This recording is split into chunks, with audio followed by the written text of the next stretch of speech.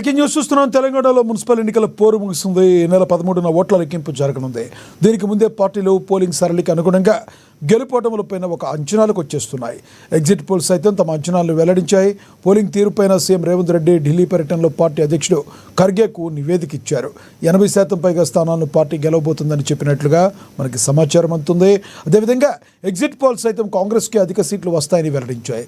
అధికార పార్టీ అక్రమాలకు పాల్పడిందని BRS BJP నేతలు తీవ్ర ఆరోపణలు గుప్పిస్తున్నారు. ఇదే సమయంలో 2 ఏళ్ల అభివృద్ధి సంక్షేమ కార్యక్రమాలు చూసి పట్టణ ఓటర్లు తమకే పట్టం కడతారని అధికార పార్టీ నేతలు అంచనా వేస్తున్నారు. 116 మున్సిపాలిటీలు 7 మున్సిపల్ కార్పొరేషన్లో జరిగిన ఎన్నికల్లో 80% పైగా స్థానాలు దక్కుతాయని కాంగ్రెస్ విశ్వాసం వ్యక్తం చేస్తుంది. ఎగ్జిట్ పోల్స్ అంచనాలకు దగ్గరగానే ఫలితాలు ఉంటాయని పార్టీ నేతలు విశ్వాసం వ్యక్తం చేస్తున్నారు. ఇదే విషయానికి సంబంధించి మరింత సమాచారాన్ని మా ప్రతినిధి హరీష్ అందిస్తారు లైవ్ ద్వారా. హరీష్, చెప్పండి, మీ దగ్గర ఉన్న తాజా సమాచారం ఏంటి? కాంగ్రెస్ నేతలు ఏమంటున్నారు? మున్సిపల్ ఎన్నికలకు సంబంధించి కూడా రేపు కౌంటింగ్ జరగబోతా ఉన్నది. ఇక 73% సంబంధించి కూడా పోలింగ్ నమోదైన నేపథ్యం అయితే కనిపిస్తా ఉంది. ఇక ఎగ్జిట్ పోల్స్ కి సంబంధించి కూడా మరోసారి ఏదైతే జూబ్లీహిల్స్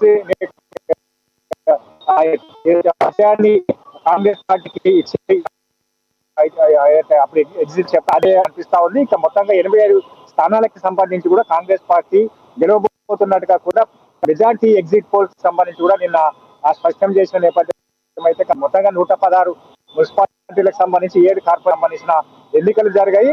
దాంట్లో ప్రధానంగా కార్పొరేషన్లో కావచ్చు, మున్సిపాలిటీలో కావచ్చు కాంగ్రెస్ పార్టీకి ప్రజలంతా పట్టం కట్టబోతా ఉన్నట్టుగా కూడా ఇక అన్ని ఎగ్జిట్ పోల్స్ నిన్న అయితే వెల్లడించిన నేపథ్యం అయితే కనిపి ఇక మొత్తంగా సర్వే సంస్థల అంచనాలకు సంబంధించి కావచ్చు, దాంట్లో ప్రధానంగా ఆపరేషన్ చాణక్య కావచ్చు, మిగతా ఎగ్జిట్ పోల్స్ కి సంబంధించి కూడా ఆపరేషన్ చాణక్య, అలాగే 1400, అలాగే 440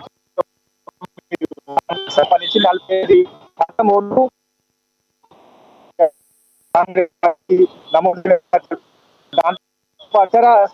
ఎగ్జిట్ పోల్స్ కి సంబంధించి కాంగ్రెస్ పార్టీ వైపు మొగ్గు చూపిన నేపథ్యం అయితే కనిపిస్తుంది. ఈ నివేదికనంతా కూడా సీఎం రేవంత్ రెడ్డికి ఖర్గేకి అందించారు. ఎందుకంటే కాంగ్రెస్ పార్టీ ముందు నుంచి కూడా వ్యూహాత్మకంగా ప్రచారాలు కావచ్చు, పార్టీ ప్రక్రియ అని చెప్పొచ్చు. మినిస్టర్లుగా నియమించారు. ఆ ఇన్ఛార్జ్ మినిస్టర్ నుంచి కూడా క్షేత్రస్థాయిలో అభ్యర్థులకు సంబంధించిన ఎవరైతే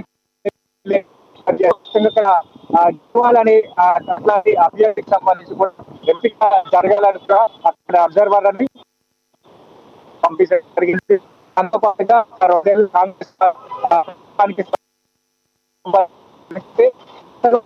సంబంధించి కూడా గెలవకంటూ తర్వాత ఎన్నికలు, తర్వాత జూబ్లీహిల్స్ ఉప ఎన్నిక, ఇప్పుడు మున్సిపల్ ఎన్నికలకు సంబంధించి కూడా ఈ క్లీన్ స్వీప్ చేయాలన్నట్టుగా కూడా కాంగ్రెస్ పార్టీ ఉన్నది. ఆ దిశగా కూడా మొత్తంగా నిన్న ఎగ్జిట్ పోల్స్ కి సంబంధించి కూడా ఇవే అంశాలను కూడా ప్రస్తావించు వచ్చిన నేపథ్యం అయితే కనిపిస్తుంది. దాంట్లో ఏదైతే ఖమ్మం సంబంధించి కూడా మరోసారి స్వీప్ కాబోతున్నది. ఆ మున్సిపల్ కాంగ్రెస్ పార్టీ గెలవబోతున్నట్టుగా కూడా సర్వే అంచనాలు వేసినతో పాటుగా ఆదిలాబాద్ సంబంధించి కూడా అక్కడ మున్సిపల్ థ్యాంక్ యూ హరీష్.